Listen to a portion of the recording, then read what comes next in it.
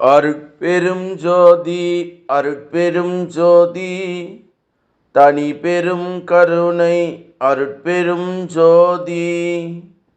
எல்லா செயல் கூடும் என் ஆணை அம்பலத்தே, எல்லாம் வல்லான் தாளே ஏத்து. வாழ்க வையகம், வாழ்க வையகம், வாழ்க வளமுடன். குரு வாழ்க, குருவே துணை. அருட்பெரும் ஜோதி அட்டகம் என்ற தலைப்பில் சிந்திக்க இருக்கிறோம். அதனுடைய முக உரையை சிந்திப்போம். சன்மார்க்க அன்பர்கள் அருட்பெரும் ஜோதி அகவலை ஓதும்போது அதனோடு அருட்பெரும் ஜோதி அட்டகத்தையும் சேர்த்து ஓதுவது ஒரு வழக்கமாய் இருக்கிறது. அட்டகம் என்றால் சூக்கும உடம்பு, அதாவது உள் உடம்பு என்று பொருள். இது நமது உடம்பின் இரண்டாவது பகுதியை குறிக்கும். நமது உடம்பு 3 பகுதிகளை உடையது. நம் கண்ணால் பார்க்கும் உடம்பும் அதில் இயங்கி கொண்டிருக்கும் மூச்சும் சேர்த்து தூல உடம்பு, இது முதல் பகுதி. நமது உணர்வும் அறிவும் சேர்ந்து சூக்கும உடம்பு, இது நமது உடம்பின் இரண்டாவது பகுதி. இந்த 2 உடல் பகுதிகளுக்கும் காரணமாக இருப்பது காரண உடம்பு, இது நம் உடம்பின் 3வது பகுதி. இந்த 3 உடல் பகுதியிலும் ஐம்பூதங்கள் முதல் பூதமான ஆகாச பூதம் நிரம்பியிருக்கின்றது. ஆகாசமே அகர எழுத்தால் குறிக்கப்படுகிறது. நம் தேகத்தின் 3 பாகத்திலும் இந்த ஆகாசம் பரவி இருக்கின்றது. அது அந்தந்த பாகத்திலும் தூலமாகவும் சுக்குமமாகவும் காரணமாகவும் மறைந்தும் மறையாமலும் விளங்கி கொண்டு இருக்கிறது. தூல வாழ்வின் மூலம்தான் நமக்கு அனுபவங்கள் வருகின்றன. ஆகையால் இந்த தூல உடம்பில் காணும் ஆகாசத்திற்கு ஒரு குறிப்பிட்ட அளவு கூறப்பட்டு இருக்கிறது. ஆகாசத்தின் நிலை கணித்துக்குள்ளே வைத்து அளவிட முடியாத பெரிய நிலை. ஆகாயத்தின் ஒரு பகுதிதான் மனித உடல். இந்த மனித உடலை சிற் பிரபஞ்சம், அதாவது அறிவு உலகம் என்றும் சொல்வார்கள். மனித உடல் ஓங்கார வடிவத்தின் முதன்மை தன்மையும் பெற்று இதன் தூல வடிவம் எண்சான் அளவோடு நிகழ்வது. தமிழிலே 8 என்ற எண்ணை ஆ என்ற எழுத்தால் எழுதுவார்கள். ஆ என்ற எழுத்து 8 என்ற எண்ணை குறிப்பது போல ஆகாயம் என்ற பொருளையும் குறிக்கும். எறும்பு தன் கையால் எண்சான் என்பது பழமொழி. எறும்பாக இருந்தாலும் சரி, மற்ற எந்த உயிராக இருந்தாலும் சரி, அதன் கையால் எண்சான் அளவே அதன் உடல் இருக்கும். எறும்பு தன் கையால் எண்சான் என்ற பழமொழியிலே வரும். கை என்பதற்கு அனுபவம் என்ற பொருளும் உண்டு. எந்த உயிரின் உடலும் ஏட்டின் அகமாக விளங்கும், ஆகாயத்தின் வடிவமாகும் என்பது அனுபவம். இங்கு ஆகாயம் என்பது அருள் ஒளியை குறிக்கும். ஆ என்ற எழுத்து மற்ற எழுத்துக்களாலும் கலந்து இருக்கிறது. இதேபோல ஆகாயம் என்ற பூதமும் மற்ற பூதங்களில் கலந்து இருக்கிறது. அட்டு என்பது அஷ்ட என்ற வடமொழி சொல்லினுடைய தமிழ் வடிவம். அட்டு அஷ்ட கணக்குக்கு வடமொழியில் 8 என்று பொருள். அட்டு கூட்டல் அகம், அட்டகம். நமது உடல் 8 மூர்த்தங்களால் ஆனது. பஞ்சபூதங்களுடன் சூரியன், சந்திரன், ஆன்மா, அதாவது இறைவனை தன் உள் பெற்ற உயிர் ஆகிய இந்த 8 அங்கமாக விளங்குகின்ற ஆகாயம் அட்டகம்.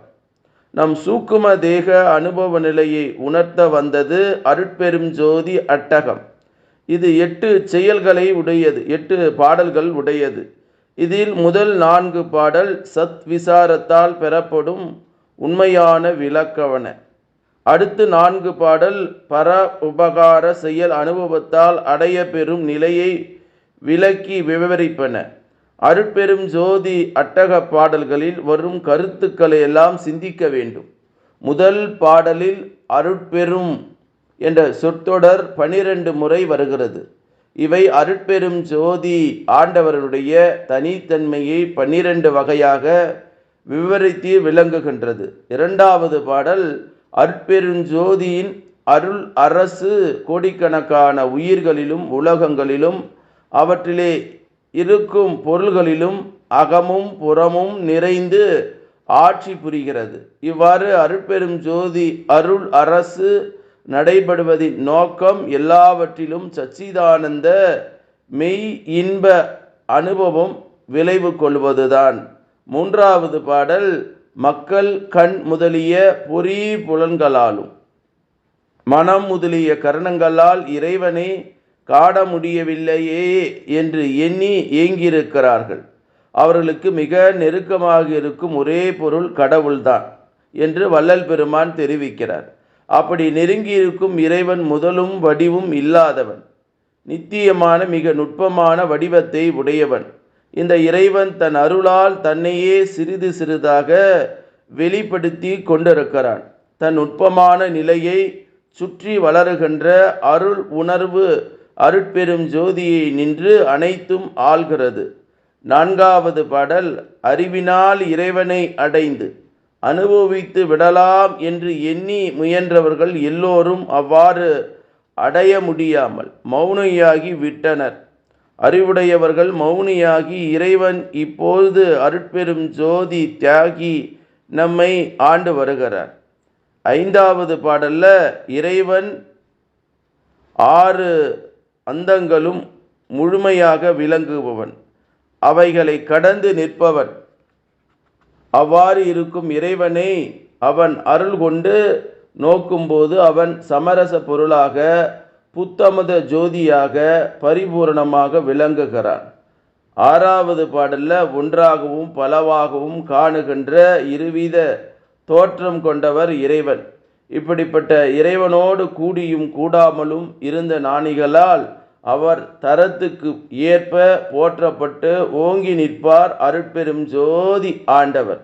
எட்டாவது பாடல்ல ஞானிகள் பலவகை சாதனை பயிற்சிகளை படிப்படியாக மேலேற்றுகின்றனர்.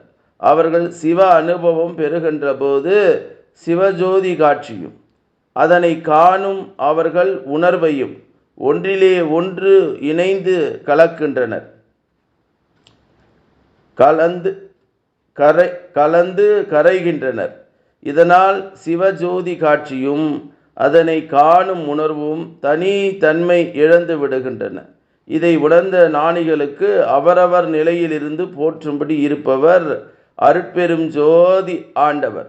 எட்டாவது பாடல்ல அருட்பெரும் ஜோதி ஆண்டவரே எங்கும் ஜோதிமயமாய் விளங்குகின்ற திருச்சிற்றம்பலத்தில் என்னை ஈடுபடுத்தினார்கள். எனக்கு புதிய அமுதத்தை ஊட்டி அருளினார்கள்.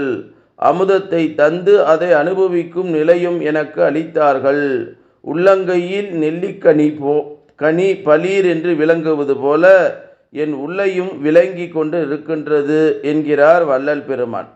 அருட்பெரும் ஜோதி அட்டகத்தில் உள்ள 8 பாடல்கள் கருத்துக்களையும் ஓரளவு உணர்ந்து கொண்டோம். அட்டகத்தின் பொருளை உணர்ந்து ஓத வேண்டும்.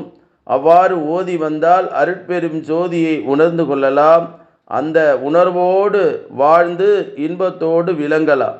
வடலூர் சத்தியஞான சபையின் உண்மையும் அருட்பெரும் ஜோதியினுடைய முழு விளக்கத்தையும் உலகம் தெரிந்து கொள்ள தொடங்கியிருக்கிறது. இதனால் உலக மக்கள் வடலூர் சத்தியஞான சபைக்கு தொடர்ந்து வருவார்கள். அஜோதியை தரிசிப்பார்கள். தங்கள் அகத்தில் அருள் விளக்கம் பெறுவார்கள். உண்மையான இன்பத்தை அடைவார்கள். தங்கள் நித்திய வாழ்விலும் சுத்த சன்மார்க்க முறைகளை கடைபிடித்து ஒழுகி ஓங்குவார்கள். வடலூர் பெருவழிக்கு வரும் உலக மக்களுக்கு நாமும் நல்ல வழிகாட்டியாக இருந்து உதவ வேண்டும். இதன் மூலம் உலக மக்களுக்கு ஒரு புதிய வாழ்வு ஏற்படுவது நிச்சயம். இந்த புதிய வாழ்வு பழைய சமய சார்புடையதாக இருக்காது. இன்றைய பொது உடைமை சமுதாயத்தின் நாத்திக வாழ்வாகவும் இருக்காது. புலன் இச்சைக்காக வாழும் வாழ்க்கைதான் வாழ்வு என்று எண்ணிக்கொண்டு அதற்காக விஞ்ஞானத்தை பயன்படுத்தும் புதுமை போலி வாழ்வாக இருக்காது. அருட்பெரும் ஜோதி உணர்வோடு வாழும் புனித வாழ்வு உள்ளத்தில் தயா உணர்வையும் உண்மையான ஞான விளக்கத்தையும் உண்டு பண்ணும். தினசரி வாழ்வில் உள்ள எல்லா மக்களும் அன்போடு ஒத்து வாழ்வார்கள், இன்பத்திலே தழைத்து ஓங்குவார்கள். இதுதான் வள்ளலார் வழங்கியிருக்கும் சுத்த சன்மார்க்க வாழ்க்கை முறை. சுத்த சன்மார்க்க வாழ்வை மேற்கொண்டு நாம் எல்லோரும் எந்தவிதமான வெறுப்புணர்ச்சியும் வேற்றுமை எண்ணமும் இல்லாமல் வாழ வேண்டும். இதற்கு நம் அகத்திலும் புறத்திலும் இருந்து அருட்பெரும் ஜோதி துணை புரியும். இதனால் உலகம் முழுவதிலும் அருள்வாழ்வு தழைத்து ஓங்கும். மக்கள் ஆனந்தமாக வாழ்வார்கள். சுத்த சன்மார்க்கத்தில் கடவுள் உண்மை அருட்ஜோதியாக விளங்குகிறது. அது அறிந்தும் கண்டும் அனுபவிக்க கூடியதாக இருக்கிறது. அருட்பெரும் ஜோதியினுடைய தனிப்பெரும் கருணையால் இவ்வாறு அனுபவித்து வருவர் திரு அருள் பிரகாச வள்ளலார். அவர் தம் பெற்ற மெய்யறிவை இன்ப பேற்றினை எல்லோரும் பெற்று பயனடைய வேண்டும் என்ற பெரு நோக்கோடு தயவு உணர்வோடு திரு அருட்பாவை அருளியிருக்கிறார். திரு அருள் பிரகாச வள்ளலார் திருவடிகளால் பாடினார் என்று சொல்லுவது மட்டும் போதாது. திருவருள் இன்னது என்று உணர்ந்து கொள்ளவும் திரு அருட்பா உதவுகிறது. திருவருளால் அருட்பெரும் ஜோதியை கண்டுகொள்ளவும் திருவருளால் அருட்பெரும் ஜோதி திருவருட்பா உதவுகிறது. அருட்பெரும் ஜோதியை பார்த்து அது உள்ளத்திலே பதித்து பெருவாழ்வு பெறுவதற்கு திருவருட்பா உதவுகிறது. அருட்பெரும் ஜோதி அகவல் அருட்பெரும் ஜோதி கடவுளினுடைய திருவடியாக விளங்குகின்றது.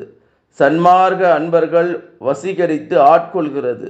அருட்பெரும் ஜோதி அகவலுடன் பற்று வைத்து அதை பலகாலம் ஓதி பக்குவம் அடைகின்றார்கள் அன்பர்கள். திருவடி புகழ்ச்சி ஆண்டவர் திருவடியை தம் உள்ளத்திலே அழுத்தமாக பற்றி கொள்ள செய்கிறது. இதன் மூலமாக ஆண்டவரினுடைய முழு உண்மையும் மிக தெளிவாக உணர்கிறது. அருட்பெரும் ஜோதி அட்டகம் நம் திருவடி நிலையிலே நிற்க வேண்டிய முறையும் அந்த நிலையிலே இருந்து உலகத்தில் வாழ வேண்டிய வாழ்க்கை வகையும் இதன் மூலம் பெருவாழ்வு பெறும் வித்தையும் எடுத்து காட்டுகிறது என்பதை நாம் உணர்ந்து கொண்டு இனி வரும் காலங்களில் இந்த அருட்பெரும் ஜோதி அட்டகத்தினுடைய 8 பாடலுடைய உரை விளக்கத்தை சாமி சரவணானந்தா அவர்கள் சொல்லியிருக்கிறார். அந்த உரை விளக்கத்தை நாம் கேட்போம் என்று சொல்லி, திருவிளங்க சிவயோக சித்தி எல்லாம் விளங்க, சிவனான நிலை விளங்க, சிவ அனுபவம் விளங்க, தெருவிளங்க தில்லை சிற்றம்பலத்தே திருக்கூத்து விளங்க, ஒளி சிறந்த திருவிளக்கே உரு விளங்க, உயிர்கள் விளங்க, உணர்ச்சியது விளங்க, உலகமெல்லாம் விளங்க, அருள் உதவி பெருந்தயவாம் மருள் விளங்க, குழல்வள்ளி மகிழ்ந்து ஒருபால் விளங்க, வழங்கு மணி பொது விளங்க, வளர்ந்த சிவகொழுந்தே என்று வள்ளல் பெருமான் பாடிய பரசிவ வணக்க பாடல்களை உங்கள் முன்னால் சொல்லி ஏக இறைவனை வணங்கி, அருட்பெரும் ஜோதி அருட்பெரும் ஜோதி தனி பெரும் கருணை அருட்பெரும் ஜோதி எல்லாம் செயல் கூடும் என் ஆணை அம்பலத்து எல்லாம் வல்லான் தாளே ஏத்து இன்று வருமோ நாளைக்கு வருமோ அல்லது மற்ற என்று வருமோ அறியேன் எம் கோவே துன்றுமலை விம்மாயற்று வெளிக்குள் வெளிக்கடந்து சும்மாயிருக்கும் சுகம் என்று பாடி அருளச் செய்த வள்ளல் பெருமான் திருவடிகளை தொட்டு வணங்கி, எல்லா உயிர்களும் இன்புற்று வாழ்க, வள்ளல் மலரடி வாழ்க வாழ்க, கொல்லா நெறி குவலயமெல்லாம் ஓங்குக என்று பாடி அருளச் செய்த வள்ளல் பெருமானுடைய மீண்டும் மீண்டும் திருவடியை தொட்டு வணங்கி, இந்த பூமியிலே வாழக்கூடிய சித்தர்கள், ஞானிகள், மகான்கள், யோகிகளுடைய திருவடியை தொட்டு வணங்கி, இறைநிலையோடு என் எண்ணத்தை கலக்கவிட்டு உங்கள் அனைவரையும் மனதார நெஞ்சார வாழ்க வளமுடன், வாழ்க வளமுடன், வாழ்க வளமுடன் என்று வாழ்த்துகிறேன். அருட்பெரும் ஜோதி, அருட்பெரும் ஜோதி, தனி பெரும் கருணை, அருட்பெரும் ஜோதி என்ற மகா மந்திரத்தை வான்காந்தத்தில் கலக்கவிட்டு நன்றி கூடி விடைபெறுகிறேன். நன்றி, வணக்கம், வாழ்க வளமுடன்.